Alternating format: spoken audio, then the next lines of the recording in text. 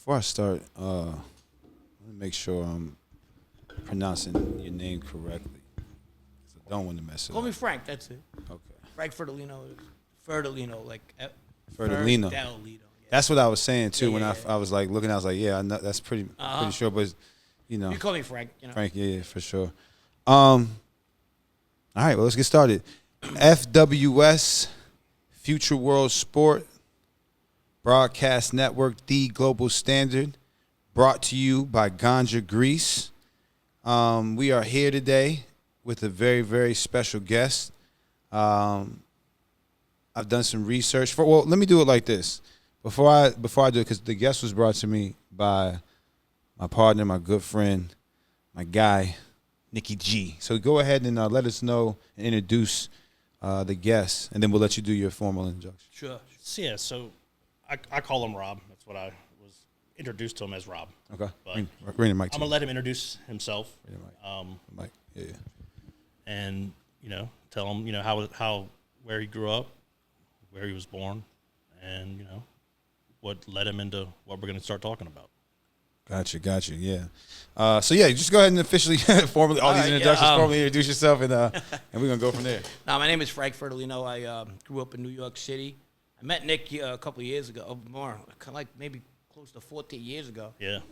It's, I was in the witness protection program when I actually met him. And I had a past, and he does know me by Rob. That was my old name. And I'll get to my story, but that's how I met him. Yeah. Okay. We actually met through another mutual friend. Military guy as well. Okay. Chris Yeah. Walker. Yeah, who was shout out to Chris. Yeah, shout out to Chris. Shout out to Chris. One of the toughest guys, and he could tell you hand to hand that I ever met. Gotcha. Real Come tough a little guy. closer to the mic. A little closer. Yeah, my bad. You good. One of the toughest guys I ever met. He was good knuckle game, and I was like, geez, man, I'm glad the military snatched you up because you would have gotten in trouble around my next to Yeah. Yeah, he was he's a man's man. Oh yeah, tough guy. Guy. That's good. Yeah. All right. I actually just talked to Chris yesterday. Did you? He's doing well. Yeah, cool. He's in the military. He was in the military. Marine. He is a tugboat captain now. Got you. And everything you would imagine, that's him. That's him. Oh, forget it. Yeah, just crazy ass country boy, Gainesville, Florida.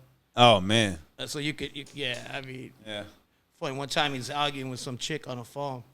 He's like, "Listen, bitch, this is over to Florida. He's a big Florida Gator fan. Yeah. He goes, "Listen, we lost. Don't bother me right now." I go, "Who was that?" He goes, "My mom." Nah, that's crazy.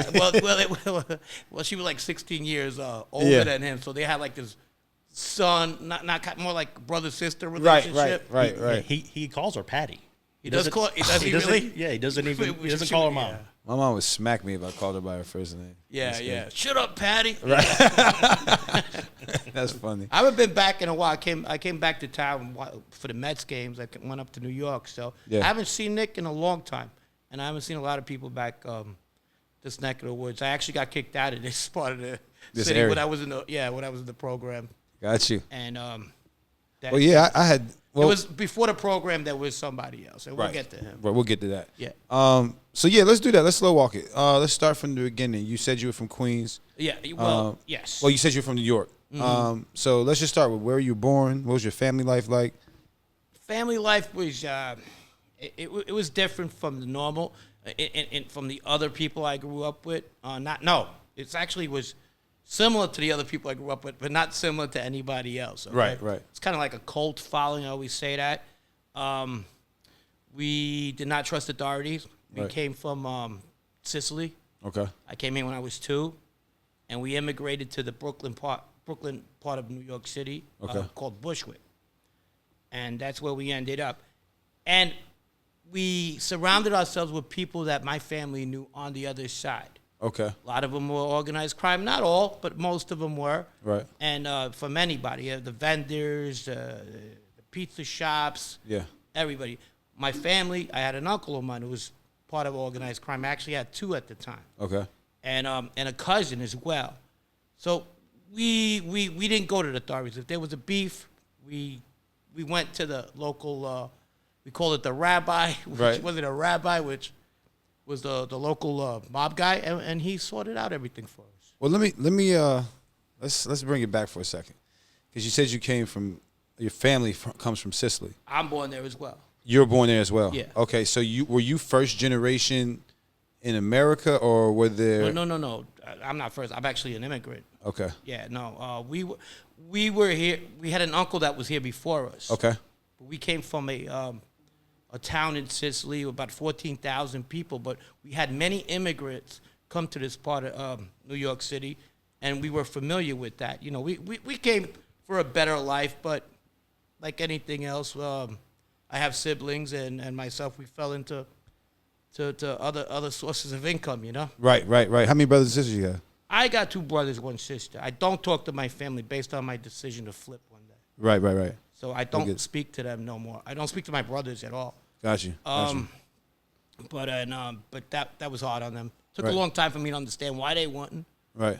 But Got you. I disturbed their life, and I guess I'm starting to realize that now. When you guys were growing up, you had mentioned that, you know, coming over here, you know, you guys were kind of involved with the other side. Was that just you and your brothers, or was that like from your father, your mother? Like, how did that unpack when you got here to the States? No, it was both my mother's and my father's side. We had relatives that were involved. My mother had a brother that was a made member in the mafia, and my dad had a brother as well that was a high-ranking member at the time. I had cousins who gradually, after, you know, within time, became members themselves. Okay. And so that's what my family was like, you know.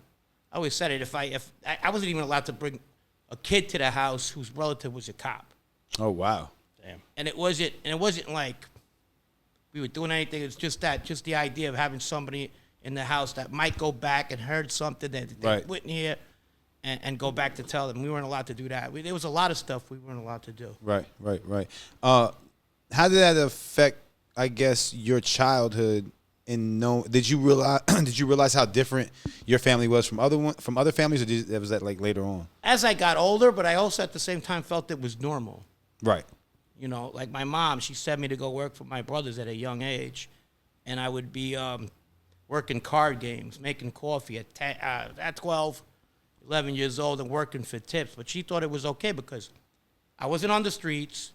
My brothers kept an eye on me, but yet I was working card games at 12 years old. Right. You were in the environment, right? Well, she rationalized differently, and that's not her fault. That's the way we grew up. That's the way. It was nothing wrong with that, actually. Right. I mean, if all I did was one day just serve coffee all my life, I would have never got in trouble to begin with. Right. But you know, it was a prerequisite for other things to come and other things I wanted. Right. How did she get you into that job? Was it something that? Because I'll just say it like this: in the research that I did, what I did see and hear, read, was that, like you said, you were running espressos, doing the coffee jobs and stuff like that. So how did that come about? Did you just say, hey, look, we're going to put you in this job to get you acclimated? Did you know the process of you starting at the bottom and working your way up? Or was it something that just happens? It was definitely not a step to the mafia, but it Okay. was no. My brother owned a coffee shop. It was a mob-run coffee shop. They cut for the house, you know, when they were playing cards. They had video poker games, and I would, which were illegal, and I would supervise them, if you will. Right. At So 12. Yeah, I would go over there and change. You won, I would pay you. You know what I mean? I knew Yeah. at 13. That was more 13 because they started coming around when I was about 13. Right. These machines did. They're familiar with the ones you would see like in 7-Eleven. Yeah, like little gas stations and stuff. Exactly. And those were it. And back then we had a remote control. And the common denominations were 25 cents. So let's say you got paid over $10, right? That's 40 quarters. 25 cents makes anything over that. So I would go there, mark it up. Let's say Nick won. I would write it in the book. He won $10, and I'd pay him. And that's what I would do at a young age. But it was owned by my brother. I mean, it wasn't like I was working for strangers. Right. My family thought it was working. He's not robbing nobody. He's not doing nothing. Right. It was legitimate. It's legitimate. Yeah. But that's the way we seen things. We had like Clydesdales. We only seen. Right. Right. Tunnel vision. So during that time, did you kind of get an understanding of like the people that you were around and like the culture of where you were at? Did you get that as far as like, you know, the mob lifestyle and seeing them come through and frequent the Very coffee shop? young, very young. You know, if there was a mob slaying that was on the news and people knew who were involved, we knew enough not to talk about it. So you were familiar with what was like what you were surrounded By that age, yes. Yeah. Yeah. I was definitely familiar with what was going on around early. Right. Did it like intrigue you to say? Because I know, like, I'll say like this. I make the correlation with like gang members, right?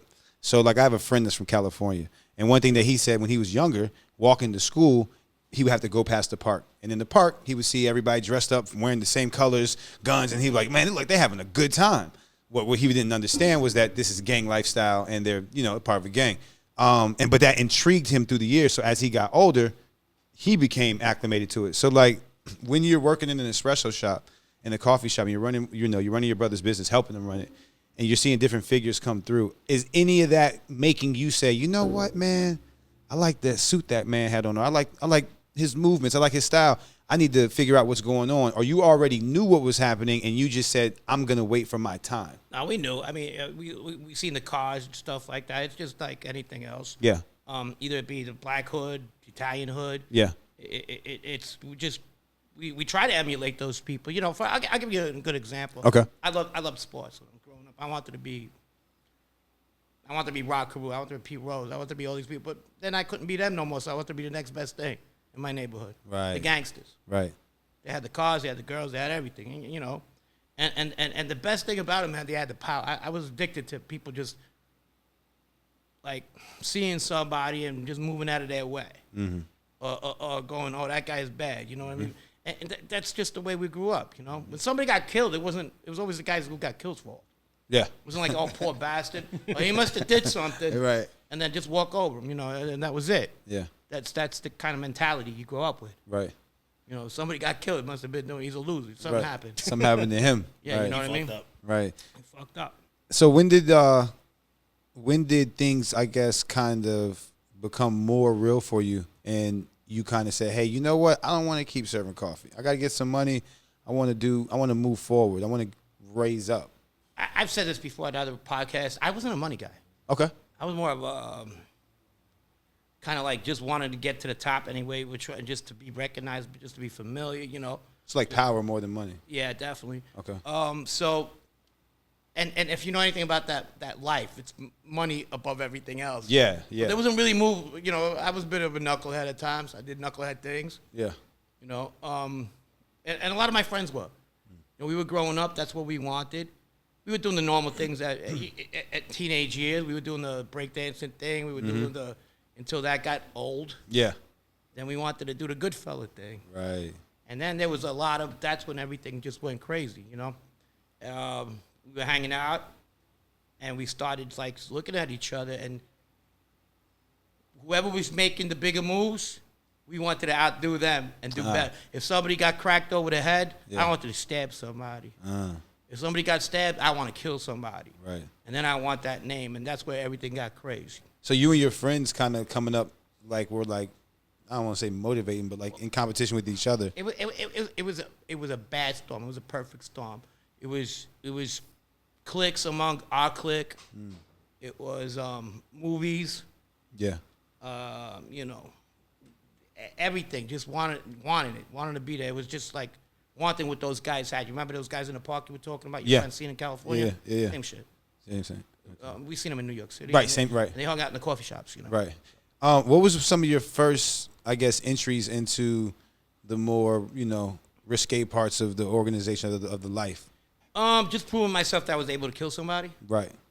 You know, and after that, people started just noticing certain things. I mean, I was part of it was a murder that didn't go down too discreet, let's say, and people found out about it. Then they started putting two and two together. I might have had something to do with it, because by then I was a little bit hands-on, you know, the violent side and everything. Not bad, but I mean, just like anybody else. So they said, yeah. Then I started seeing people wanting to, they call you, claim you. They want you part of, they want to be on record. So the old heads do that. Right. I was always on record with an uncle of mine who passed away years ago. And we had a falling out And then I went with another person after that just died recently. And I was around him until I got arrested. Okay. So when And this is all part of the Bonanno family. Right. Well, let me ask you about that. So, like, Sure. your relation with the Bonanno family, like, how does that work in regards to your family and then you being tied into that? How did that whole thing? Can you unpack that for us? People get the misconception that that just because you're born in a mob family, just because you're born, sorry about that. No, you good. Just because you're born into a mob family, all of a sudden you're going to be tied into the mob. It don't work that way. Right. You could swing a fucking bat, but you can't hit a home run. You just, no matter whose kid you are, you ain't going to make it. So kind of same shit, they got to see the pedigree. But yeah, it's not an automatic thing. It's easier path. Right. It's easier path. Right. There's always that. Well, his family didn't talk. They got stand-up people in the family. He's just going to be the same. But the major factor is earning. Everybody wants you to become an organized main member. The number one factor is to earn. You got to know how to earn. You have a base. Violence is definitely a close second, but definitely they want you to have a base. They want you to know that you have something going. Right. That you can actually like contribute and do something. Absolutely. So I guess what I'm trying to get to is like, when did you get a taste of life? I know that you said when you committed your first murder, but that gave you like, I guess, awareness amongst the organization per se, right? Sure. So like in turn, do you just immediately like rise in the ranks? Like how does that take place? No. Okay. I was around people, and that takes a while also. Some Right. guys, when guys do usually get, I was about 23, 22 years old. Okay. When I started proving that I was able to do whatever I had to do to get to whatever that I want to be. Right. All right, so I proved that. Now the next thing is, can I prove how to make money? Right. That's we had those guys. They were getting made. Very few. If I was 23, a couple of us got made when they were 26. Okay. The average, I'd say the average age for somebody to get felt out is about 34, 35. Oh wow. So it takes a while. Damn.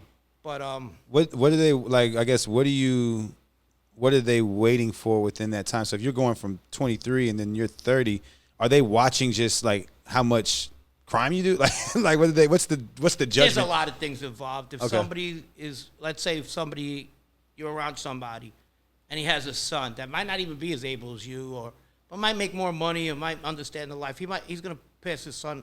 He's gonna put his son over you first. Right. There's a lot of politics involved in that. Got you. If somebody likes you, Yeah. they'll bring you to the top in a minute. I get John Gotti Jr. For example, right? Yeah. His dad is John Gotti. Yeah. Infamous John Gotti. Yeah. Everybody knows. Huh? Right. Exactly. So Teflon Don. the Teflon Don, right? He made his son young. He made his son up there. Don't get me wrong. The guy's a tough guy. He was no slouch. Yeah. But his path was easier than, say, somebody like, I'm not even going to say me because I had family involved, but somebody who didn't have family in that life. Right. Yeah. So, but like with you being, because you're not actually the part of the Bonanno family in the sense of that's not your like immediate family, right? No. I Right. get you. No. The Bonanno family is a crime family. Right. That was started by Joe Bonanno back in 1931. So when you go and I guess what I'm trying to do is understand the connection between your rise in the ranks and how that would play from you going from the coffee shop Right. to now you're a part of this organization and you're active. And I know that you said there was an element in which, hey, look, I had to do this to prove myself. Right. And then I proved myself. Then and what happened next? What happens from there? It's slow motion. I wasn't a money guy, so it wasn't like something like, let's get this guy up there. Give him time. I talked to a person about that a couple of times. They thought I was bitter because they were passing so many people over. Oh, wow. Okay. And he said to me, don't be bitter. Your time will come. It's just a matter of, and this guy was part of that Sonny Black crew Okay. at a Greenpoint. His name was Nicky Santora. He goes, don't worry, your time will come. Don't be bitter about shit like that. You got it. It's good. Yeah. I got arrested. A lot of these guys got arrested too. And basically I was around another cousin of mine at the time where the politics come in again. He was a money guy, And we had a lot of conflict of interest between me and him. And being his brother-in-law told on my brother and myself. So he didn't like the idea that I used to tell people that. And so there was a lot of animosity there. You know, so, yeah, I mean, it depends. You needed the right people to be there. Like after our boss was Joe Messino, and he flipped. He was... Yeah. And I ended up being... we ended up being co-defendants. We got real close. Yeah. If we would have came out together, yeah, he definitely would have made comments about... He used to always bring me up as... We could talk in front of him. He's okay, whatever. Actually, I wasn't at the end, but it wasn't. Right. It wasn't conversations that me and him had. I told him my stuff. Right. And not his. And he, you know, that was I'm finally getting noticed instead of being, you know, the politic game. You know, if you'd ask my cousin when I was on the street about me, yeah, he's got a half a head, he's stupid, because it benefited him to do that because he was a money guy and he was threatened by that. Right, he didn't like that, right. He didn't like it, even though this is my first cousin. Yeah. You know, so you get, yeah. It's just the politics that goes on. So that's interesting that you bring that up, that there were actually, because I was going to ask you that about haters? Like, yeah, haters, and people trying to hold you back. And a lot of haters in the mob. Yeah, but then it's dangerous because these haters are murderers. So it's like if they really not don't in like... his case, he was a money guy, real good money guy. So money trumps everything, except ratting. Ratting's actually the ultimate, you know, just offense. the ultimate thing, yeah. But money trumps everything. And if it's between him and me, troublemaker, money guy, who do you choose? Right, money. So, yeah, so that's what it came down to. Got you. Did you experience any other kind of like opposition or hate from people in your... Have I got shot at? In your time? Yeah, of course. I mean, that's enemies, but like people that you might have had turn on you that were close, that you felt like, hey, I thought, you know, you were my brother. We're come up in this together. I grew up with all these kids, and what happened was when I committed the murder in '93, I went on the lam. I went to California for about 9 months, chilled out till everything calmed down, came back. I came back, and all my friends I was growing up were robbing banks, doing everything. I mean, you know, clear like, I mean, Uzis, everything going right straight to the fucking bed. They were just going crazy. And I wasn't there for that. So, you know, whenever you rob federal banks or anything to that nature, you know, you're going to get the feds involved. Right. And by 96, from 93 to 96, they were gone. I kind of skipped that because I was broke. I needed the money. I was going to get involved. We were talking about it with another guy. He goes, hey, did you know about this? And this guy was doing 40 years now. And one of the toughest guys in the 90s growing up. His name was Vito Guzza. I grew up with him. He goes to me, did you know anything about those banks? I said, fuck no. He goes, I was broke. I would have got involved. He goes, yeah, me too. Thank God we didn't, though. Right. You know? So they got locked up. Yeah. And you're back on the East Coast at this point? Yeah. Okay. Yes. I came back from the lam, you know, on the lam. So they get arrested on banks, numerous banks, armed robberies. They robbed a fucking armored truck. They were just going to, look them up, the Giannini crew. They were going crazy. Stray bullets hitting chicks, whatever. Oh, my God. No, just fucking crazy shit. So they get locked up. And so I figured I skated. Now, one of them flips. When the one flips, he brings murders. You know, that they were involved in, murder that I was involved in. Everything. And I'm still skating. 98, they got the other half of that crew. I'm like, oh, fuck, even the guy was doing 40. He went too. He pled out to 5 bodies. Damn. So I was like, shit. I said, okay, so I'm minding my business, staying low. Yeah. And then 2001, boom, I get picked up. I said, why the fuck am I getting picked up if they're all in jail? They're talking, but I got picked up on the bigger indictment, the Bonanno family indictment. I'm like, holy shit. And a racketeering charge and a murder. I'm like, what the fuck? They got the wrong. Shouldn't I be on the other indictment? Right, right. So, I should be on the lesser one, right? So I tried to fight my case. It took a while. I've said this before. 7 days before trial, I flipped, you know. Yeah. They offered 27, they'll go and do life, you know. And I give a lot up for it. I give it my family. Yeah. Give my friends. I still love a lot of my friends. Yeah. Even though they hate me, I think about them a lot.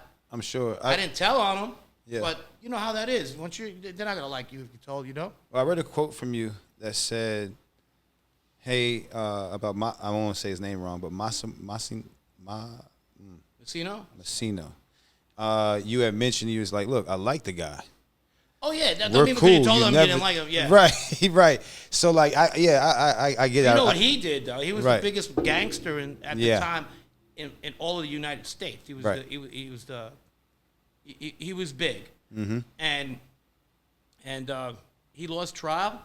He calls the prosecutor to the corner. Says, "Can I talk to you?" Prosecutor said, "What do you want?" "I want to make a deal." So the biggest gangster in the history of Italian mob, Joe Messino, became the biggest rat. And so did I feel relieved?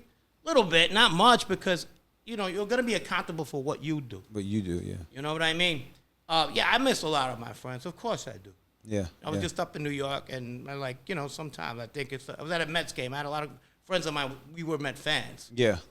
I don't talk to them no more. You know what I mean? When you're out there, but you do like run into him, you see him and things like that? I don't go out there that much. I go there once. If I'm doing something like an interview or something, like a bar stool, whatever, that's my next interview I'm going to be rocking. Right. Yeah, I mean, I'll go up there, but I don't like to go to my neighborhood. I don't like to poke fun either. If somebody sees me and then, whatever, if they get me, they get me. Then whatever. I'm not thinking about that. Yeah, yeah. I'm just saying, I think it's insulting. Right. That's what it is. Yeah. My end. I got you. It's not like I know a lot of people like to go and poke fun shit at people. I don't know why they would do that shit. Nah, yeah, I don't know. I'm not sure if Like it's Alpo. That's exactly what I was about to bring up. Is Alpo, and you see what happened to him. He got what he got. He got what happened to him. Man, yeah. I guess for me, it's interesting. Not to stray away from your story too much, but it's interesting, and I would want to know like your take on, I guess, the violence that we see today in the streets now, and it's not organized. It's not even, sometimes it's even just it's meaningless, right? Would you say that things are crazier today versus your time in the streets when you were out here and seeing stuff with through the eyes of the mob? No. I mean, the crack epidemic was sick. It was crazy. You had to live around that time to know what was going on. People were getting off for $5. Come a little closer. They were being killed for $5. They were, Right. And it was worse than the opiate epidemic of the 70s. I remember a friend of mine I was locked up with, he was talking about Harlem. He goes, in Harlem, we'd help the old ladies, with the carriages. Right. We'd hope to get to get where they got to go and everything like that. By the 80s, they were hitting the old lady over the head for a pocketbook. The crack epidemic, you know what I mean? Yeah. And they were getting moms, even the heroin heads. Leaving their kids outside the crack house. Yeah. Bringing them inside with them. Yeah, it was bad. The crime was terrible. New York was terrible back then. Yeah. So you feel like things are worse back then than they were today? I think they were worse, but they're not getting any better here either. I mean, you're looking at that opiate situation that's going on in The Midwest? everywhere. Actually, Everywhere, it started in West Virginia.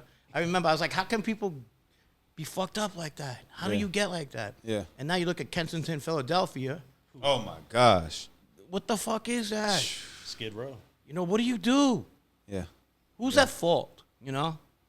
That's bad. I've never seen anything like that. What were some of, like, I guess, and this is gonna I don't know if you've ever been asked this, but what were some of your more fonder memories when you were in the lifestyle that you said, man, I love being a gangster?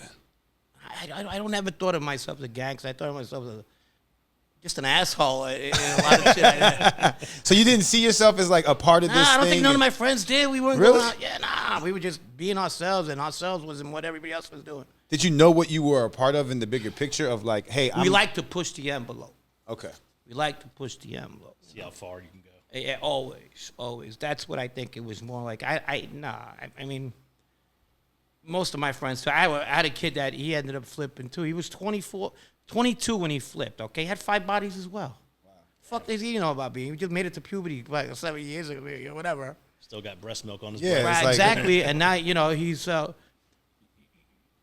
the thing I'll tell you about the mob and the federal government by the 90s, Yeah. the federal government started getting it. They started knowing what it takes to break this organization. Oh wow. That's what they started Started using doing. the IRS, right? Well, yes and no. They of course, but it was more the football number of years they were throwing at people. Yeah. And Sammy the Bull Sweet deal. Yeah. He got one sweet deal, 19 murders, 5 bodies. You know, and people say, yeah, okay, I'm not Sammy the Blood. I'm not gonna get that, but it's what am I? You know, I can deal with something. I have 2, 3 bodies. You know what I mean? What do I do? Yeah. You know? Yeah. Man, that's wild. What am I gonna get, rather? Yeah, like what are they gonna do to me? Yeah, people do. That's one of the reasons. The racketeering, they throw big numbers. Yeah. All right, so let's get back to the story. I know we kind of like hopped around. I guess we'll pick up from your rise. So you've committed your first. Now you're at a point where you're like, all right, you got some people around you telling you, hey, stay patient. You're kind of working your way up. Did you have a conscious effort in your mind to say, you know what, I'm trying to get here.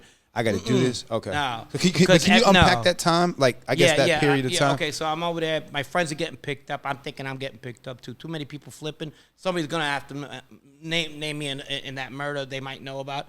Well, like it was pretty obvious I was, and a lot of people knew about it. Even though they weren't there, they knew. Yeah. I was running with people who were being targeted for being part of the Bonanno family because they were going up after, at the time, public enemy number 1, who was Joe Messino. So the guy I was around, if they flip me on big things, maybe he knows big things too, and they could flip that guy and this guy and that, and they get him. But this is going on. Well, I think, eventually I'm going to get locked up any day anyway. So you felt like that? Like you felt the heat and you were like, man. I didn't give a fuck, and this is where I break it down to. I felt that I was going to make it to 35. Fuck, if I would have got killed that day, better than fucking doing life one day, right? So, but let me just keep on doing scumbag things and I'll be back, fucking robbing trucks, doing whatever the fuck I got to do, Yeah. So I didn't care. Yeah. And, Gotcha. and I kept on doing that. It was just an effect. Just any day they'll pick me up, they'll pick me up. Right. But they didn't. Right. I know they picked me up a little bit later than everybody else, but Right. they waited and they got me good. Right, yeah. So as your friends are getting picked up, are you elevating? Because people are looking at you. No. People are leaving. A lot of the people, even the older heads that I'm hanging out with, are like, "Fuck." They're taking his friends in. He's gonna be. They thinking you're gonna. Okay. Nah, I don't know if they're gonna flip, but they were like, "Fucking, this is a hot situation." Yeah, you're hot. Yeah. I'm bringing heat. Yeah, you're hot. So how are you eating at this point? How are you hustling? Like, what are your hustles? Working card games at the time. A little bit of this, a little bit of that. Like I said, we were robbing trucks sometimes. Not hijacking, but burglarizing. We used to get spots and go there. They used to give us the numbers to the trucks itself. We did a little bit of everything, Oh wow. Yeah, I had to work sometimes. Sometimes I had a bartender at bars, It wasn't like, that's the other thing about what people don't understand about the mob. They just see what they see on TV, right. High rolling, this and the whole 9 yards. There's knockaround guys. Knockaround guys are the guys. Most guys in the mob are broke. All that shit you see. I know we were all broke, but most of them. Well, I might use a movie as a reference, but sure, it put a certain a thought in my mind. So it was Donnie Brasco, and it was the scene when they were like all in like that little bar they owned or that little lounge part, and they were talking about different hustles, and Donnie was like, yo, I know a guy out and I got this boat and da-da-da-da. And do that again. Yeah, but Lefty right says, hey man, he's like, don't be joking around about this because if you really got something, these guys are serious, and we can't have you saying, oh no, it didn't work out or whatever. And that sent off something in my mind. Was like, man, these dudes, because I used to think prior to seeing that scene or whatever, I used to think that I would think of the mafia, the mob, as a crew of guys that all had money, and if you didn't have it, I got you because you're a part of this family. But then when I realized it's really about who brings the best hustle, and then it's not really like we're all gonna eat, but it's like all the money goes up. It goes all the way up. Right. There's truth to that. Because someone has a boss, they gotta pay. Money gets kicked up, and it does. There's money that gets kicked up, or they wouldn't be doing it. It's not like everybody. What I meant by everybody, a lot of people are broke in the mob. Yeah. You just picture a bunch of guys hang out in a club, Mm-hmm. don't work, don't do shit. Thinking the hustles all day. Some of them might get lucky and get a union job and hustle at the same time because they might know somebody. and they hang out in this club, and all they do is think about how they're gonna rob somebody, how they're gonna sell drugs to someone, how they're gonna do something to a drug dealer. It's no different from any. Just the faces are not the same, but the dreams and the places are the same. You know what I mean? What Oh, go ahead. So you were just saying about the union. And I wanted to ask you, what are your thoughts on the Hoffa situation? Like recently, The Irishman came out. Yeah. Do you think that's true? No. No. Okay. You think it's a No, I think this is all speculation. I was 5 years old when this happened, so Right. I don't want anybody jumping on my throat on the mob genre. Right. Look at this fucking guy. He's an authority on Jimmy Hoffa. I'm not. No, right. So let's get that shit straight, right? But back to I think that just like any other hit, you want to be close to home. Why kill him in Detroit and dump him up in Giant Stadium in the in the end zone? It just don't make sense, you know. That's crazy. Yeah, but I don't think that guy killed that guy's stories are a little delusional. That Frank, whatever his name was. Yeah, I've read that Salute. too. Huh? I read that too. That his. Well, he says he says he was involved in the Joe Colombo hit, and people just call him pure people that were around back then in that family, whatever, are calling pure bullshit on it. You know what I mean? How do you make it in the mob? If you were to, with your experience now, Don't get in. right? Well, okay, let's just say it's too late. I'm in. Yeah, right, yeah, and yeah, I'm I trying got to move. Some of how do you get made? Don't talk about nobody. These days, don't politic. Do what you're told. Kick up to who you got to kick up to, and these days, stay away from the violence. That's what they're looking for. Government's waiting for the violence. You kill somebody, what happens is 4 people come in, one guy brings in another 10, that guy brings in another 10, and then you got this ripple effect that's disturbing your business. If you're doing good with what you're doing, keep doing it. Yeah, You know? yeah, true. You know, talking about being an earner and kicking up money. Is it? I mean, the earlier mob, like before what's his name was killed, Gotti took over.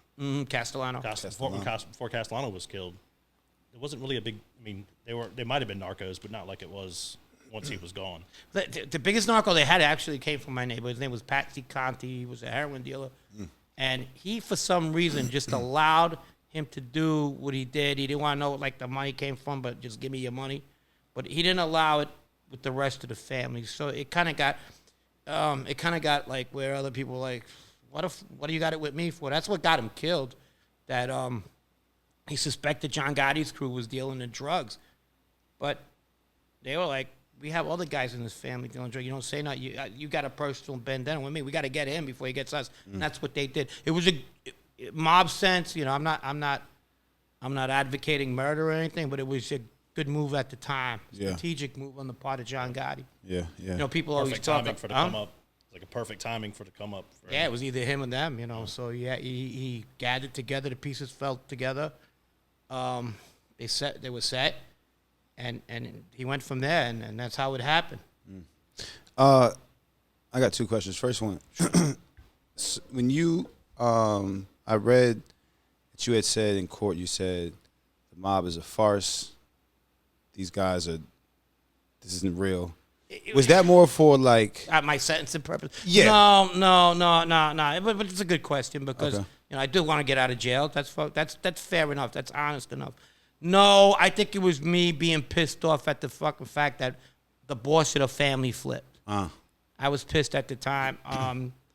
Like, look at this shit. I wanted it. That guy could have had me standing doing cartwheels in the corner, being on my head somewhere, and I would have did it. But yeah, he just basically told the whole anybody who ever respected him or looked into him to fuck yourself, you know. So he flipped before you. No. He flipped actually about 6 months after me. Okay. But I got sentenced Okay. about 2 years, 208, about 3 years after he flipped. Okay. So I had known this, you know. Yeah. And it's a great story behind that. It's not great. It's kind of like one I really don't like to get into. I called my mom up, and my mom was, she was more like, okay, I'll talk to you, my son, but look, I gotta go. So I told her, look who flipped. And she told me, you know what? I go, well, I just talked to your brother, who I don't talk to, and he says, just because that guy stinks doesn't mean you have to. I'm like, gee, fuck. Okay. Man. Damn. So that was like, whatever. And, that's what happens. I wasn't lucky enough, like a lot of these families, families to have support after you flip. My family basically told me, you go fuck yourself now. You don't understand. When you were doing all this shit, bad or good, you needed to go get bailed out, we bailed you out. If you were in trouble, we got you. Right. And then you got in trouble, and how you repay us by flipping. So that's I didn't see it for a while because I see a lot of my friends that did flip. They got their families with them. They moved to wherever, Right. California, Phoenix, Florida, whatever. Right. And I never got that support, and I guess it is what it is, Yeah. That I mean, that's tough. That's tough to be able to see something like that and then hear that from the people, like you said, hear that from your family. Right. Yeah. Right. That sucks. I guess for you today, right? Mm-hmm. Do you look at the situation in retrospect and then even looking at it, the scenario now? Do you still feel like, hey, these guys are a disappointment to me? And nah. Okay. Nah. I didn't mean to interrupt. No, you're good. I get asked this question a lot. Yeah. No, I don't think. People like to rationalize after they flip that. Oh, I was dumb. I was stupid.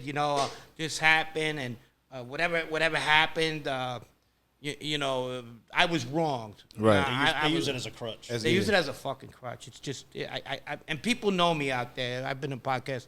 I never ever said, I flipped because the time was a lot, and then I got deported as well. So, oh, really? Yeah, I did 27 years, which I would still be in jail today, and then deported after that. And that's not if I blow try, I do life. So it was after a while. I was like, yeah, that's a lot of time. And a lot of the guys we never had a rat in the Bonanno family ever. And before I flipped, there was 8, and that was within a year and a half. And these were made members. Damn. And this was within a year and a half. So that had a lot to do with fuck, if these guys flip and they got all the money in the world, they got what they did. They were money guys, they want the government. I said, fuck, ain't nobody gonna give a fuck if I do. You know what I mean? What are they gonna say? Right. And I flipped, and that was it. Man, let's switch subjects for a second. Sure. And this is a different question, but I'm interested in it. Coming up, doing your thing, did you ever get into any drugs? Like me myself? Yeah. No. Is that and the reason why I ask that is because I know that's really frowned upon. No, my drug was liquor, not liquor, but alcohol actually. Okay. Beer. I love beer and still do, obviously. Okay. But that was it. Because it's frowned upon to be like an addict. Oh no, that shows weakness. Right. Drugs show weakness. Right. A lot of guys did coke and stuff, but kind of hard to not in the late '80s, early '90s, wasn't it? Right, but don't be sloppy. You get sloppy, you could get killed. It's Yeah. not, because it brings like Heat. heat. One guy was paranoid. They ended up killing him. Because he was paranoid? Yeah, he was doing too much coke. He was going around looking at windows and shit. Oh, shit. They clipped his ass. Actually, my friend's father. And it's a dangerous game. It's a slippery slope. I always say, selling it, no, not that much. But taking it, yeah, that's very frowned upon. Right. Man, when the reason why I asked that is because like we just mentioned is it's one of the biggest myths. Yeah, don't they sell drugs, believe me, they do. Right. When for you did you feel like was your prime? I don't think I ever reached it because I got taken off the streets too early. Wow, really? Yeah, because not only that, I see the people that are made today that I grew up with. Yeah. A lot of them, they weren't putting as much work as I was. Not all of them. Some of them were. A lot of them ain't, and they got made. So I'm like, and they had just reached their prime maybe in their late 30s, 40s. So Right. I mean, it's a career. Yeah. it's a career, and you gotta have a good resume too. Yeah. You know. I know that. Would you consider yourself? Because it's for me hearing the story. I mean, I did the research and stuff like that. It says a lot of stuff that's like later on. But hearing your story from coming up in your mindset, did you consider yourself like now? Do you consider yourself at the time just like a reckless badass that just didn't give a fuck, and that's kind of why things went the way they did? In the sense of like you not having. Did I build my own fucking fall? Yeah, I mean, yeah, of course. But I kind of knew that, you know. I kind of knew that. I didn't worry about things. I didn't worry about a future. You know, there was no retirement plan in my No in my head. 401k you were looking after. Right. Nah, It was just day by day. it was day by day. For Got sure. you. Got you. What were this might be a repeat, but I want to kind of like expound on it. What were some of your hustles, like some of the things that you were doing throughout that time to make money? It was sports, a lot of sports betting and stuff like that. That's about it. So I mean, sports betting?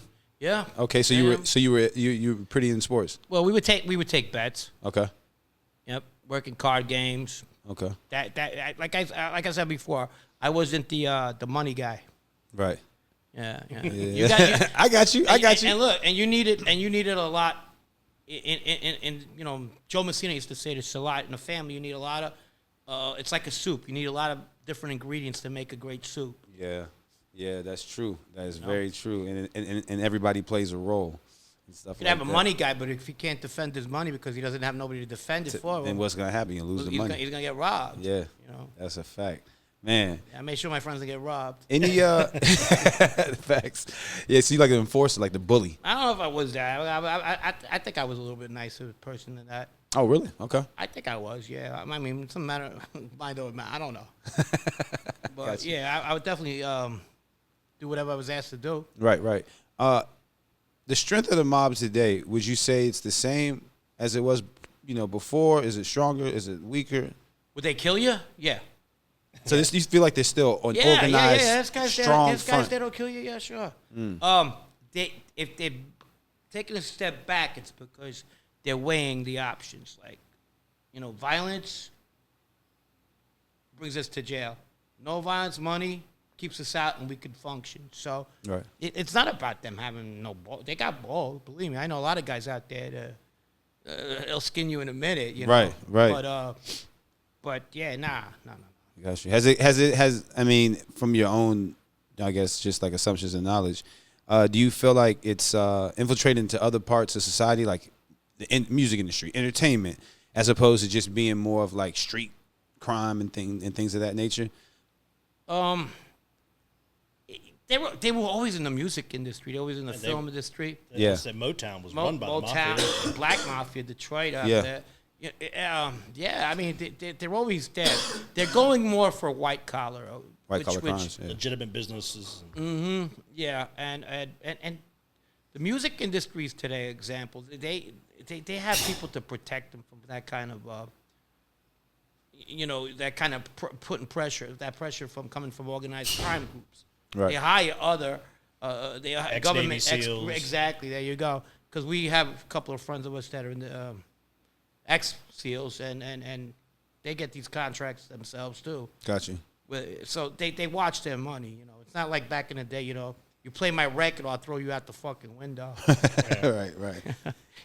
If you were to make a movie, who would you get to play you? Who would be like the guy you would get to play you? Never thought about that. I think I was very. I don't know. I don't. You couldn't think of nobody?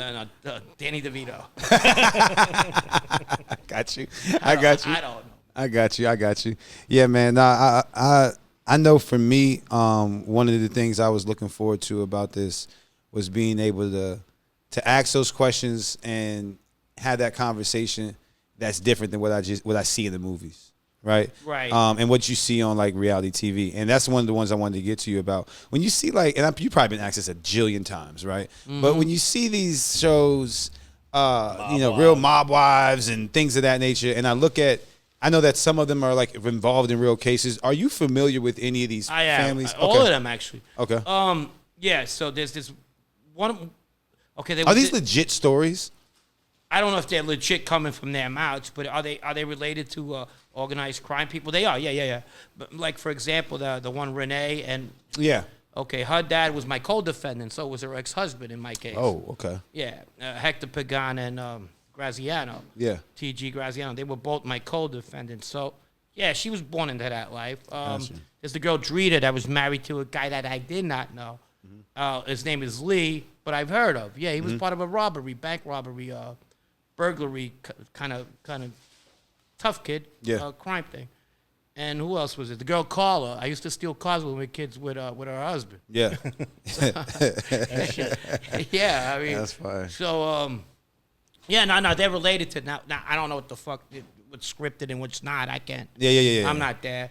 But these are legit, like. Oh yeah. 'Cause sometimes I see it, I'm just like, man. Well, you got Sammy the Bull's daughter too. Yeah. You know, it can't get more legit than 19 Yeah. bodies, man. You That's know? true. That's true. How the fuck did he get off when he was in the program? He was in Arizona, right? Yeah, he When was in got the Arizona. ecstasy ring or whatever. Yeah, and I meet him after that case. We were in jail together. Really? Yeah. So that I don't know. It's something that I would ask him, and he publicly has given the reason of what happened. He doesn't like to get into it, and it's not my business to get into it. As he told me personally, no, he's always hinted what the situation was, and that's it. I'll leave it at that. It's his thing. Gotcha. But How is, what kind of, did you have in that? Like, a lot of interaction. Yeah, like what kind of, how is he? He's funny. He's a one-liner type of funny guy. I like him.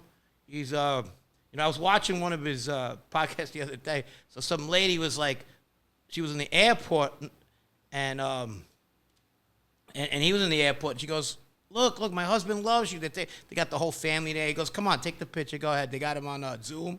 Yeah. And he goes, and she's like, hey, Sammy, how you doing? He goes, I'm kidnapping your family. That's funny. And that's who he is. Yeah. And it had me fucking cracking up because that's that, you know. I was surprised at how small stature he is now. He was a big fucking guy. He's 5'3". He was big Wide. this way. Yeah, he's wide, but he's 5'3". He's short. Like I say, he's funny. It depends to who, you know. Yeah, to who, yeah. Yeah. That's funny. He doesn't like controversy stuff. He's about that life. He stays in his lane when it comes to that life. Yeah. And you know, a lot of people don't like I don't know. A lot of people, I guess, like him because he's one of the biggest podcasts. I think he's like #1. He was on Yeah, Vlad. wasn't he's he? on Vlad. He's on all of them, man. Yeah, but I think it's just, yeah. there's oh man, I forgot the guy's name. He was on Vlad too. Michael Francese. Michael. The religious guy. Yeah. Don't know him. Okay. Know his family, know his dad, know his story, know some of his relatives. But, he seems like they like him too. He tells a good story. He was the guy that came up with the gas scheme, right? Yes. Yeah, the back gas, in the yeah. day. He also claimed that he was one of the first guys not to. See, he got made in the 70s. I think 75, 76 or something like 75, which was rare because the books weren't open again. They closed them for a while and then they reopened them. Why would they close him? The Valachi incident probably, a lot of other stuff that was going on. They had too many people. People have to die in, die out. They said let people die before we start it all over. Who knows? Politics. And at that time, did word come from Sicily on those kind of? No. This is an American mob thing. Sicily and American mobs, two different identities. Yeah. They coexisted. They respected each other, but they're definitely two different groups. Okay. Yeah. You said they didn't, like, the Sicilian mob didn't look at the American mob as less than? Like, nah, you guys aren't cut from the... If they did, they didn't talk about it, you know. It's a brethren. They learn to respect each other, you know. So, same kind of principles, same oath, if you will. Yeah, the whole format, you know, the rules and the whole burning of the saint when you get made, pricking the finger, that's all Sicilian. Okay. That's Sicilian Cosa Nostra, you know, which means our thing. Yeah. I like this term, a friend of ours and then a friend of mine, right? You got that from Donnie Brasco. There you go. Yeah. But were phrases like that used, and did you guys have like code language? This is speculation. Yes, it was popular, but I didn't know if the movie made that popular. Well, not that Because I was specific young. term, but just no, in it general. is. That's how they introduced Oh, really? themselves. Okay. Yeah, of course. This is a friend of mine. Okay. A friend of ours, that means the introduction. Right. Usually 2 other people have to be there to make that introduction go, so it happened. So now you could recognize them as a friend and not make the mistake. Mm. Damn. Man, Oh, yeah. that's deep. Yeah, that goes on. That's really deep. But like outside of that, were there other like code languages, not languages, but things that you guys spoke that only, you know, hey, look, when I say this, this means this, and only, you know, your organization or your family would know that? Cryptic messages? Not Yeah. really. No. Not really? No. Okay. Well, maybe it is. Come here. Right. Nah. I just thought that was Turn the really. music up. Yeah. Yeah. We talk like on the phone in Sicilian. We would sometimes, and we would explain things as far as like them in Sicilian. Guide, it would be like them. They were around today. Them was the cops. Right. We knew that, you know. Right. But that was just embedded in us at a young age. Yeah. My mom used to talk like That's just that, regular. Yeah. Yeah. Gotcha. Yeah. But Gotcha. we knew it right away. Gotcha. If they were strangers, they were law enforcement. Right. As you, I guess, as things change for you in your life, right? What are some of the things you appreciate about life today versus what you were at before? That you did. I'll re-ask the question. Okay, go ahead. Yeah, it's a tough question. I could tell you what I don't appreciate today. Okay. The level of disrespect you get from normal people because there's no consequences. Okay. You know, in the supermarket, somebody passing you in a freaking a line, or somebody just figuring it's okay to talk to the girl you with when you go to the bathroom. You know, that shit didn't go on in my neighborhood. Right. You know, you would eat fucking a couple of bottles. Right. Right. Right. You know, that's the stuff that I don't like, the disrespect. You know, but Yeah. you got to bear with it. You got to stick your tail between your legs sometimes, because you know you don't want to go back to that place. To that, yeah. I mean, you can almost, I don't say forgive, but you understand where you're down south. It's a little slower. People don't know what the fuck time it is. Yeah. Now the West Coast is even slower. Yeah. Oh fuck yeah, God. Especially when you go to the place I'm at in Seattle. God damn. Oh man, I bet. Listen, I got there. I'm hanging out in this bar, and I guess they weren't too used to the lingo and everything. Yeah. I seen the whole fucking bar move to the other side. What? I'm like, what the fuck? I don't know. I think I was watching a game or something. What'd you say? I don't know. I just fucking looking around. I'm like, the lady comes over and she's a friend of mine still, and she goes, "Hey, they're not used to it. You're yelling." I go, "What is this, fucking kindergarten?" West Coast is chill. That made me think of Chris. You want Chris? He's Get it? so What would they do? They would have been under the tables if Chris was there. Yeah, he's so fucking loud. Oh, this fucking guy. You know what I used to do? I used to break his fucking. If he had it with something, he didn't stop. So let's say if somebody was eating French fries next to me in a bar. Yeah. I go, do me a favor, dude. I'm gonna call my friend. Heard this story. I'm gonna call my friend over here, and just turn around. I'm gonna eat one of your French fries. He's gonna think it's the funniest thing around. But I'm also distracting him from what he's pissed off about. Right. So So he doesn't go. so the guy goes, all right, cool. Yeah. I go, thank you. So he turns around and I eat the French fry. He goes like this. He thinks I'm eating the guy's food. He thinks it's the funniest fucking thing. And he can't stop laughing. Yeah. But yeah, he's got off the dumb shit now. Yeah, So I was he's like, not off of that. Yeah. Taming that the accurate? beast. Taming the beast. Yeah, that's fucking spot on. Accurate. Yeah. He was a fucking maniac. Really? Oh yeah. Who is this guy, Chris? Good friend of Jesus. ours, man. He's Yeah, great. he is. He's He's a great good. guy, man. Yeah. That's dope. That's dope, man. Okay, so that's He that. flipped some dude over about 280 pounds. Remember that when he got that DUI? Yeah. What happened? Some guy honks the horn and he got pissed. He goes, well, then come out the fucking car. Big black dude. He's like 280. He's about what? 5 what? He's 5'4".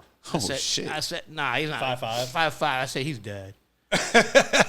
He said, he's dead. He goes, what's your fucking problem? So he flips the guy, and he flips him over. What? Like yeah, just pure fucking retard strength. He's still. I mean, he's fucking cut up now. He stopped drinking, and all he There was does- another guy in the car that told me the story about it. Yeah, he stopped drinking. Now he stopped. Thank God. Oh wow! Yeah, This dude and sounds he had wild. weed in the car. He caught a weed charge too. That same night. Yeah, he Oh, thought my like he had a God. license, and he got off. got off on it. Yeah. This dude sounds wild. That's fire. Where's all the places you've traveled to? Where, the United States? Yeah, like in your time. All 4 corners. Okay. Yeah, I've been everywhere. Okay. Except the Southwest. Not that. I've been to the Southwest. I've been to the Oklahoma, Mississippi, Yeah. Louisiana. I haven't been those parts. Right. What are some of the places that you love the best? Like your best places you would like? Where I'm at now in Seattle, I love it. Yeah. Yeah. West Coast. I heard you. I'm also interested, man. There was, I think, I think I can't remember, but you had said a line.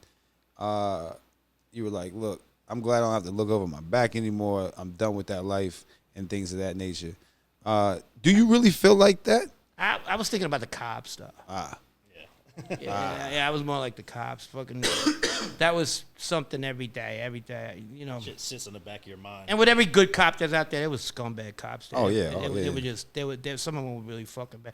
And it wasn't the Fed side either. I actually got along with them. Really? When I flipped, they weren't bad. They did their job, man. They had their khakis on with their binoculars. They did their. They didn't bother, and we didn't need much help. We had fucking 15 cooperators. What the fuck? They didn't need information. They got it. Right. Now these motherfuckers knocking their doors down. When Take me, you know what I mean? I'm like, fuck. I mean, you know. That's wild. And there's no discrimination in the rat game. It's everywhere, man. You know what I'm saying? Yeah. Still, the pitching game is strong. When you heard got strong in the 90s. When you heard about, are you familiar with the rapper 6ix9ine? Sure. We were talking about him on the That's way my over neighbor. there. He's actually from the neighborhood I grew Bushwick. Yeah. Yeah, he's a lot younger than me, but of course. So like when you heard about that and got wind of it, what were your thoughts on that based off of how his story was compared to like your story or other people that were like involved in things? Because yours is like you were born into a family. There were things that you were, it was part of your lifestyle. It was who you were. His situation was more manufactured, and saying, hey, I got to do this for a look. And then when everything went wrong, he kind of, skirted left. Do you feel like there's a separation between you guys, or do you just see it as, hey, look, whatever? Between me and a guy like him? Well, yeah, because well, we both told. I'll say that, but outside of that, like, yeah, I think he's disrespectful. Okay. He's giving it back. He got the deal. He's out there. He's telling people, yeah, right. It's so what? Yeah. Pointed shit in front of their face. Yeah. We're back at Alpo here. Right. Now, tomorrow, if he gets his head blown off, is anybody going to be surprised? No. Not at all. Let's be real. Not at all. Because he's asking for that, Right. Do you think, though, that... And then he sent the money to his co-defendants? Yeah. He's crazy. He's crazy. And then the thing to me is, and I guess what I'm striking up a conversation here is that there is definitely a difference. Even though, like you said, rat's a rat, but at the end of the day, I feel like there's a different kind of come up that happens. So if with you're born into a life, right, there's a more genuine, authentic experience there. With that situation, it's something that was, like I said before, is manufactured. And then like for your own benefit. And then when that doesn't work for you anymore, you're just like, oh, fuck it. And so there's a difference there. But I guess my question to you is just like when you see that, right, or you hear about things like that, do you kind of separate in your mind? Do you mentally separate yourself from that? Like say, hey, you know what? I see what that guy did, but me and him are not the same, and that's a whole different kind of beast. Or not even just him specifically, but scenarios like that. I don't compare myself to him at all. I mean, look at him; he's got purple hair, whatever. Fucking. Right. I mean, I'm not better than him. He ain't better than me. It's apples and oranges. It's apples and oranges. I never put that together. Okay. If anything, unfortunately, I put together that he done what I did. Right. And unfortunately, that's that. But, that's that. Yeah. Yeah, but no. I think But he never put no work in for real. And that's what I'm trying to point out. Was he again? No. That's what I'm trying to point out. Like, there's a difference in between. Honorary half Mexican, half Puerto Rican blood. Mm-hmm. I mean, why? How much did he pay? How much did he pay for that? He paid a lot. God damn. He was paying them boys crazy. They was definitely joined the Mexican mafia, man. Yeah, man. You know what I mean? That's what he's trying to do now. But that ain't gonna work for him at all. But that's gonna be expensive, and he's gonna die. Yeah, and that's what. Yeah, but anyway, okay. Well, I was just interested in hearing that. Let me ask you something. Go ahead. In the urban life, right? The rap game and everything. How do they perceive him? Ignore him. It's like half-half. They're either on his side or against him. I think I think the industry, the gatekeepers in the industry, are playing the game of ignoring, right? And then there's other people that say, I'm gonna speak on this, but they want to engage in that clout that you can get from that attention that you get from engaging with him. His thing is about attention, right? And I think the game recognizes that. The game recognizes that and doesn't give it to him. I heard a couple of rappers speak on him and say hey man, he's supposed to do that. He's a civilian. I didn't look at him I never looked at him as a gangster, what he was trying to portray. He's a civilian, so that's what he's supposed to do. He's not a civilian when he's engaging in any kind of crime, and then decides to tell on his friend. You know, Right. he's involved. Right. Well, that's exactly, and that's what made it foul. You know, But you can't be a civilian when you're rapping on stage and then being you're being calling shots. a criminal when you want to be. yeah, you're putting money on people's heads. A little convenient. Yeah, and that, I think that's why, like I said, the only two aspects of it is he's a civilian. He never was what he was saying he was, and he doesn't exist. Just ignoring him. Well, in his case, I personally think that the music he put out made him this fake legend. Yeah. You know, what he sings about, what he raps about and talks about. And people actually thought he was real until they found out he was just this little kid. Yeah. That ain't about nothing. I think I never believed it. I think he had songs that were powerful and that like music, like good music does, it captures you and it blinds you to anything else. But I feel like he got caught up in his own like rise, his own plan. Started to believe his own bullshit. Yeah, he started to believe it, like he was untouchable. Of course, yeah. Right. You tell an ugly person he's fucking good looking 100 times because he got money. Right. You're gonna stop believing he's a good looking guy. right, exactly. You know, and I think that's what happened with him, honestly, and then just the fact that because he didn't have any identity, man. Like you got somebody that was basically living a shithole life. He was not really that cool. He didn't have any kind of special talents. At a young age, he was not even a young age. At like 18, he was hit with a pedophile. I mean, a pedo case. You know what I'm saying? Was he really? Yeah. So he had some really early losses, and he didn't have a really good family. I think he saw his pops get killed. So there's a lot of things there that he was rejected already by society. So his thing, I felt like, was trying to get back at everybody that he felt shitted on him. Yeah. And then in turn, so when things happened, it was nothing for him to switch because he didn't have any commitment, connection, anything. His whole thing is a game. He's trolling. You know what I'm saying? And when you're trolling, it's not serious. You're just trying to do the most to bring the most attention to yourself. So I don't know. It's despicable, but it is what it is, man. I appreciate somebody like you coming on and speaking about things in a real manner and an authentic, here and on other platforms. Right. Thank you. For you, where do you get? Because some people don't want to be fucked with. They just like, don't talk to me. You'll never see me again. For you, do you find like some kind of like satisfaction? Like, what does it do for you to be able to go out here and speak and talk and? A little bit of a lot of things. Okay. You know? Some of it is putting story out. Some of it's financial, absolutely. Yeah. And that's where I'm at, and putting out content that people. I think there's a lot of content that's misinterpreted out there by other groups, and I listen to people sometimes, and they're trying to make a living on bullshit, and I'm like, no, it didn't go down like that, and it could either be my favor or against me. I'll tell it for what it is, and that's where I'm at with that. So that's the other side of me. Yeah. The other thing is I've been on National Geographic. I like the historic aspect of the mob. Right. More than I like the mob itself. Yeah.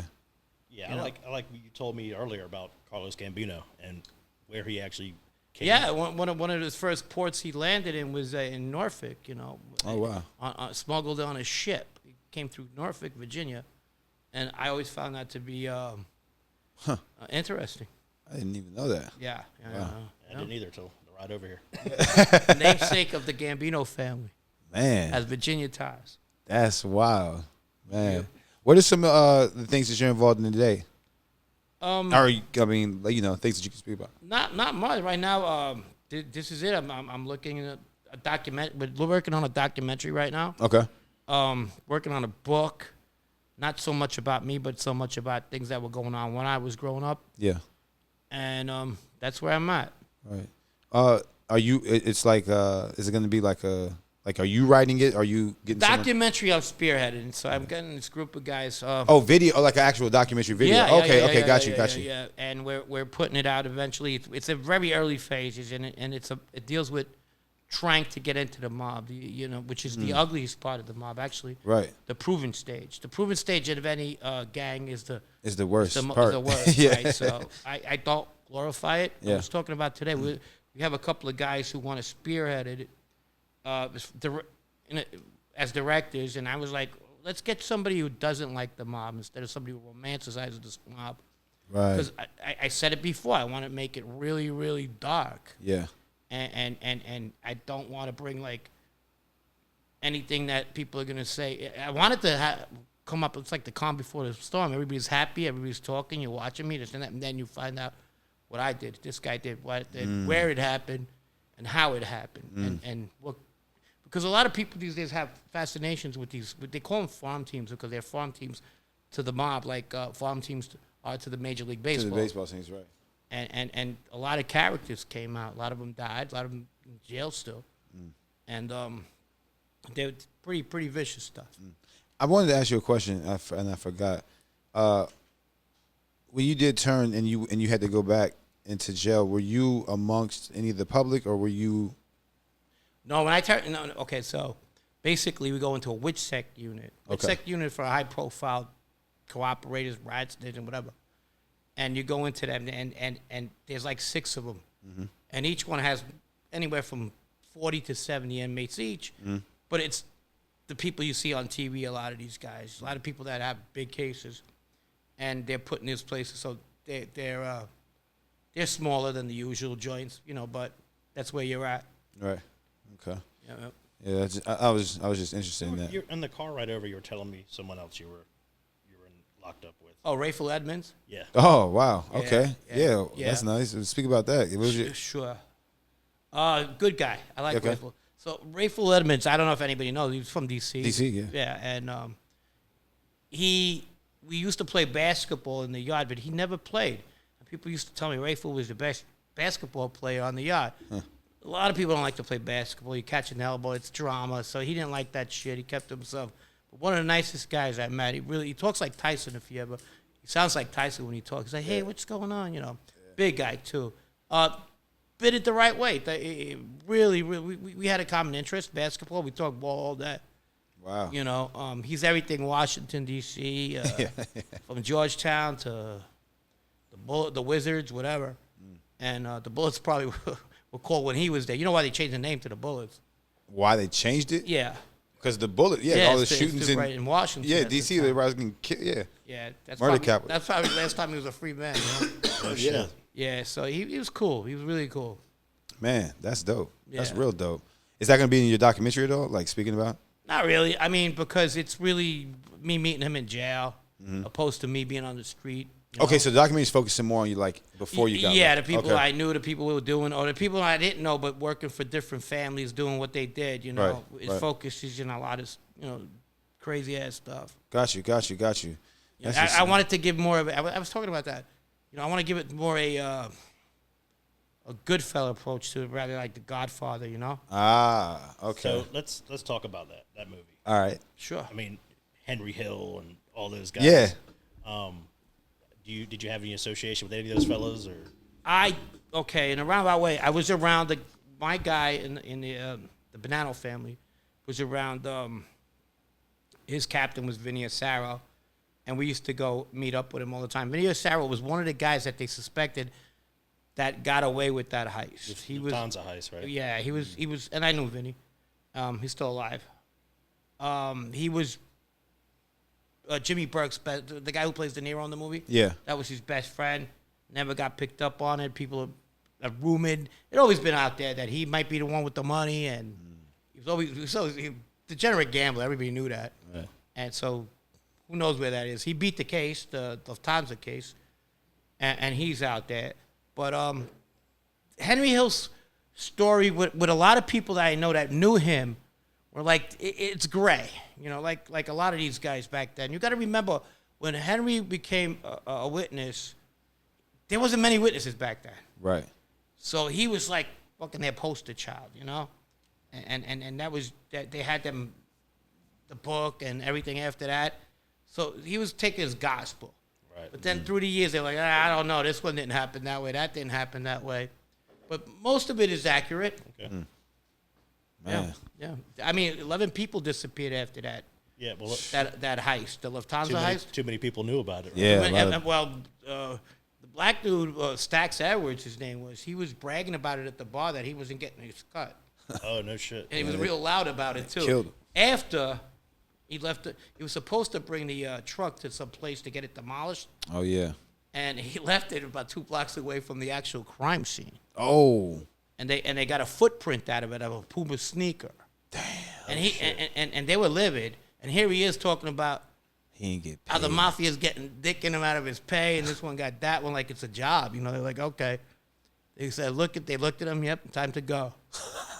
Damn. Samuel Jackson, I think, plays him in the movie. Yeah, and he came into his apartment. Yeah. Oh, I'll make a coffee now. Yeah. What am I gonna do with this? Make some coffee. Damn. Yeah. That's crazy, man. Yeah, that was an awesome movie though. Great. It was. It was a great movie. It was. It really was. I know you guys had mentioned The Irishman. You said, man, that was like not it.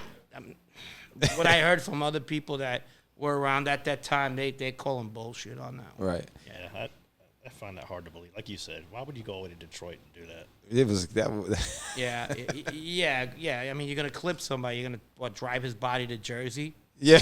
Right. Exactly. That's so insane. Yeah. It was a cool movie, but yeah, it was all right. But yeah, man. So yeah, you got the documentary and everything coming out. Well, I feel like It's still working. It's baby steps right now. oh, it's in the process. Yeah. It's in the how long? I mean, do you have an expected date, or you just No, like you taking your time? Yeah. We're within a year. Okay. Are you writing any books or anything like that? I'm part of a book about a lot of other people. Mm-hmm. So I'm writing. I'm actually writing with the help of a ghostwriter Okay. on a chapter. Okay. Yeah. Got you. And are you anywhere on social media? I am. I'm on Facebook. Okay. Can you shout it out? Yeah. What is it? Francesco Frank Fiordilino, Facebook. Okay. Make sure y'all tune in at no websites or anything like that. No websites. Okay, got you. We got to make a shirt, man. We got to make some yeah, merch. yeah, Like when you get the documentary and everything flowing, and even with the book, people are I'll gonna pass it by you for sure. Yeah, man. We got to make some merch, put it out. I would love to do that, man. But I got some ideas. yeah. Y'all want to take a little break? Yeah. We can take a break. I got yeah, a for piss. sure. Okay. all right. Bet. We'll take a break. We'll be back. All right, and we are back. FWS, Future World Sport Broadcast Network, the global standard. We're back, man. Back from break. I got my man Stacker in the building. And yeah, we just wanted to kind of bring the part 2 and get into just a few more questions that we had, and then probably wrap it up and Let's rock it. let you rock. But go ahead, Stack. There was a couple things that you had brought up in the break that we were talking about. Yeah, go ahead and get so into I was just wondering as far as like like your time, like like with the time that you've done, exactly like just getting into more so like the facilities that you've been in, some of the people that you've have encountered, because I know that you mentioned Rayful Lemon, so I was thinking of like Alpo Martinez, if you had anything with him. I know that you've also mentioned your relations with Fat Cat Nichols and stuff like that. Well, I didn't have no relationship with relations, Fat yeah. Cat Nichols. I had one of his co-defendants who was in a place I was in. Okay. He was a bitter guy. I don't like to talk ill about anybody. His name was Scott Cobb. His name now, he's changed his name, Muslim name. I'll keep it at that. But he was involved in that killing of Edward Byrne, and he was around that crew at the time, and he's doing life. He decided to cooperate, but there's situations where law enforcement agents are involved. Very hard you're ever going to see Dave. Very I don't care who serious, you yeah. tell on. You know what I mean? And Fat Cat was one of the guys he told on. Supreme was the other guy he told on. And that wasn't good enough. He's going to be there for a while. He was a bitter guy. He would look at Italians and say, hey, you know what? Why you guys only getting 10 years and stuff like that? Because it was crime on crime, most of the stuff. You know what I mean? And that's my only relations to him. He was just a bitter guy. Okay. Yeah, and then as far as like like your experiences like in the facilities, like what was it like like when you first started actually getting into your bid, and at what point did it not to say that was easy, but at what Right. point did you like really get into your bid and really like start realizing like, okay, like maybe not necessarily that you could do this, but you know where it was cool for you? You mean once I flip? Or Both, just both, Both? Like, yeah. There's a difference mentality in both. When you're doing your time, even though you're looking at a lot of time, you're getting a lot of respect. On the outside, people are brighten you, hang in there, and people are saying, don't worry about it, whatever. And then when you flip, that all goes away. You know, people say, when did you realize you really flipped? I was like, well, I did sit on my boss, right? I was sitting on me to testify, you know. It's a street term for talent. You know, sitting your point. And I was like, I don't know. It was so real. I was probably so fucking shocked when I was telling on Joe Messino, who happened to tell on everybody after. I don't know why he had that on, but that's what happened, you know. And even then, I was like, okay, I told, but did I tell? That was one of the first times, you know what I mean? The realization of telling was when I got into one of these witsec units. And I got in there, and I start seeing people I seen on, like, the biggest rats ever, you know? So they give you a Rolodex, and the purpose of the Rolodex before you go into population, which are usually small places, is so if you see somebody you don't like, but who cares, you know, what the fuck? I was never built that. I didn't like them, I just go in there anyway. Right. Even when I got into it with people in there, I didn't tell them. It was street, you know what I mean? Yeah. So they give you a Rolodex, and I'm seeing fucking guys that I've seen in papers, you know, Italian guys, black guys, Spanish guys. I'm like, holy shit. That's when I realized I fucked up. Yeah, right. You know, Sammy the Bull, Chris Paciello from Liquids. You know, dated Madonna, dated everybody. He was a big mob guy. Well, he wasn't a big mob guy. He was a big money mob guy, and he owned that place in South Beach. And he dated all the Sofia Vergara. He dated for a while. Oh, wow. Yeah, so he was there too, and I knew who he was. I mean, from pictures. So I'm like, look at this shit. These are the people I fucking couldn't stand, and now I'm with them. You know? So speak to that, like as far as like the decision to actually turn, like if you could get, you know, I don't want to. I always attribute it to 2 minutes. Okay, so I was 6 days or 7 days before trial, one or the other. It was that short. I'm going to trial. I'm going to beat this case. Fuck it. But they're still busting my balls. The feds go, come over here. We need to take other prints. So they were backhand prints, which is usually when you get printed front hand. You roll, whatever. But they wanted the back because for some reason, I'm thinking I took a glove off and they want the glove prints that they still had to get a good print. Either that or they just wanted me to know that they got, whatever they do. So I go up there and I'm like pretty, got the prosecutors there and the feds and my lawyers, which I always maintain my end. If you know anything about lawyers, you know, once you tell them that you have something to do with something, they stop fighting with you, for you. Don't tell them nothing. Right. Oh yeah. Just tell them you're innocent, you know what I mean? Yeah. I mean, unless you get caught with the fucking hand on the cookie jar. Yeah. But until then, And I see a lot of stupid Yeah. people like that. I'm innocent. Absolutely. Oh, I didn't do it. You know, no, who's that gun in the fuck? That's you, dude. No, that ain't me. That ain't me. Like, all right, you could say you ain't me until you're doing fucking hard years, but you're gonna do, you know, you're gonna do it. Yeah. So I told him finally, I go, look, give me a better plea because I didn't do this crime. He was talking about the murder. I said, I didn't do it. Give me a better plea and we could work something out. I had nothing to do with it, but I'm not pleading out to that. He gets up and goes, no, you're going to plead out because I know you did it for a fucking fact. So I don't know. It was 2 minutes. I was pissed off looking at this. Things weren't going my way that day. And I kind of like, after I left talking to them, I felt violated.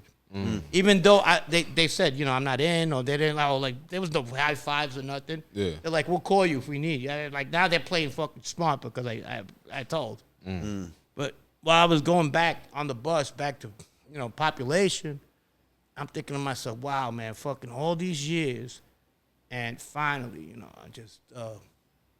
I fucking told. Bro, yeah. You know how people will be like, okay, I don't want to tell no more, and Yeah. okay, we'll make you look like you didn't talk to us anyway, because that's the part of the thing. I couldn't do that. Yeah. Once I told, I felt violated. I felt not violated. I felt like I felt violated, but I violated myself. You know what I mean? Mm-hmm. And that was it. It was hard. And how many years were you facing? Prior On to a plea, 27. Okay. If I go to trial, life. Life, for sure. Said that earlier. So like, it's funny that you said you didn't realize you told until like later on when you started going through it. What did you like when you were leaving? You said you felt violated. What was in your mind? Did you know that it was actually you telling, or did you have to actually have that experience of seeing all that, and then someone came to you and said, "All right, this is your deal now"? Well, going back to population of 120 people fighting their cases. Everybody says they didn't do it. You know, you got people saying they didn't tell, and people we know told. Right. But we don't know 100%. Right. And I felt I couldn't be part of that. You know, look at that bitch ass motherfucker over there. We know he told. Right. You know, I couldn't be that part no more because it just sounded phony. Yeah. I was, 5 hours before, but not now. Right. Right. Exactly. And that bothered me. Yeah. That bothered me. Once you're in, you're in. Don't take it back. Right. You go meet with the government one fucking time, and you think in your head just because nobody knew about it, you didn't snitch. It's on your mind. And they're the loudest motherfuckers out there. You ever seen them? Yeah. Well, that guy's a stint. That guy's motherfucker. You met with the government. You. Until the paperwork's there. Yeah. And that's it. I couldn't deal with that. Got you. It was my conscience. Yeah. How did you get? Do you ever get over it? Yeah. And I get over it, but like I said, we talked early in the interview. Do I miss my friends? Do I miss my places I used to hang out with? Against yourself, like how you feel against yourself, because like you said, you kind of felt like you violated, or you felt like today different from. Yeah. I mean, like how do you look at it? How do you look at it today? I don't. Okay. I don't. I pretend it just didn't happen. Okay. Just to take it out of my mind, or I just doesn't enter my mind. Right. But in the beginning, it's tough. Okay. I'm the guy who used to be like, cops go, "Hey, what the fuck?" I go, "Go fuck yourself." You ain't gonna talk to me like that. Yeah. Into being like, talking to them. So. Yeah. Was there and not to harp on this would be my last question on it. Was there an instance in your mind, and you said those 2 minutes, was there an instance in your mind where you kind of saw a future for yourself, and you said, you know what, I think it was vengeance more than anything else. The people who weren't helping me out or something stupid, it's not their fault. At the end of the day, we know what we're getting into. People always blaming other people, Right. Like, this guy was just sending me money. This guy used to send me to do things. Why isn't he helping me or whatever? Right. I probably had that for about 10 seconds. Got it. Pissed off that I was going through this shit with 2 lawyers I really didn't want to be around. Right. Because they were fucking like pro bono, gave it to me by the government. So I'm like, I don't even have a fighting chance. And people out there that I did shit with, I reached out for them. Yeah. There's only one I really have animosity for. Right. But it wasn't his fault either. Right. Yeah. So I have now that just sparked another question, but I have 3 questions for you. Right? Sure. So speaking to what you just said, right? So as far as like these lawyers, they were just given to you pro bono, right? Is that because of I've seen in like other instances and other cases and things of that nature, like pretty much what they'll do is like they'll start to freeze everything, freeze accounts, all types of things, so that way you don't have that fighting chance. So is that something that pretty much like how that came about as opposed to you having like a paid attorney?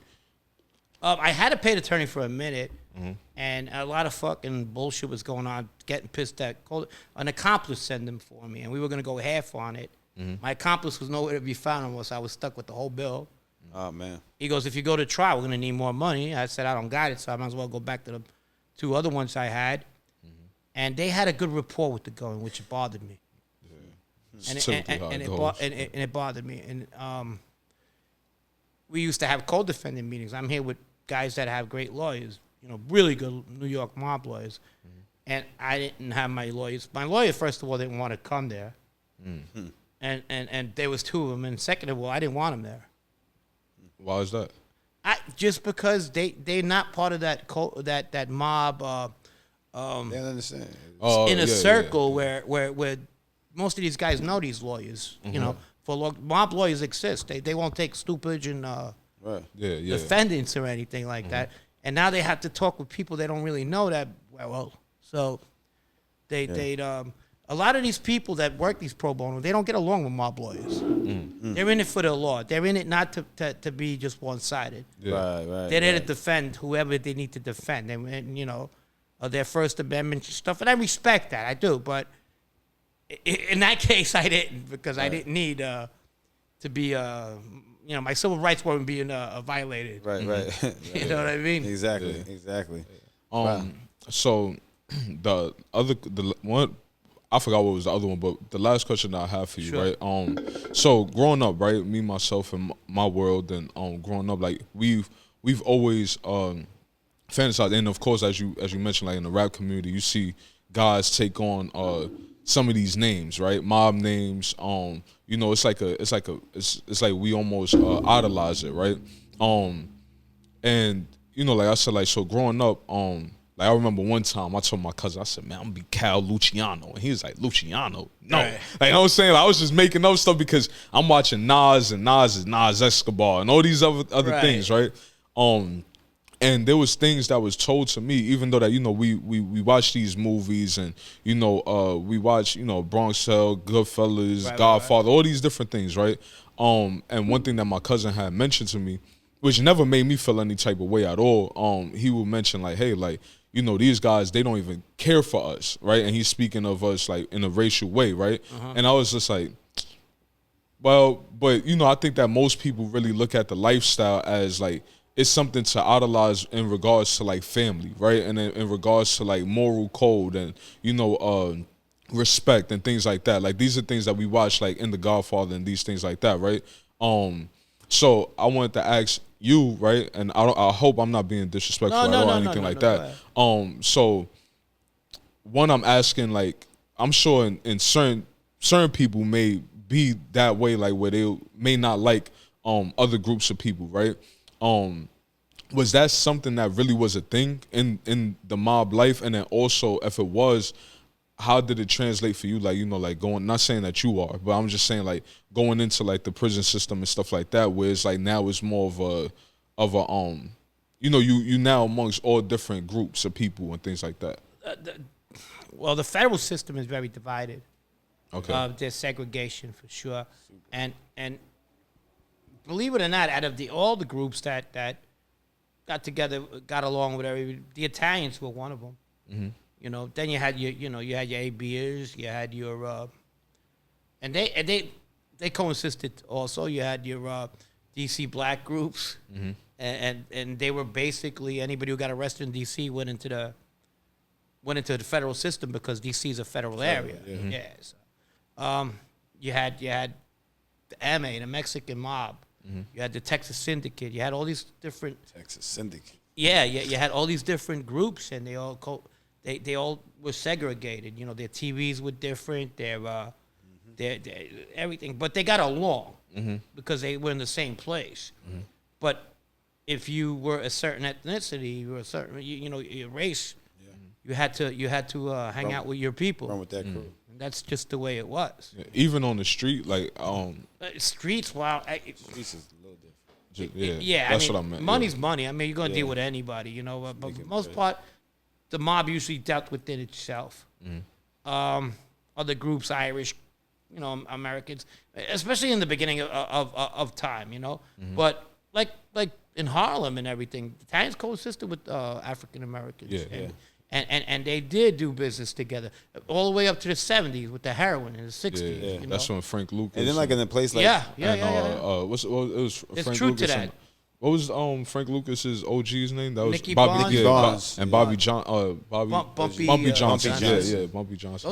Those cats were there. They dealt with the Italians a long time. Oh yeah, The but 50s. yeah.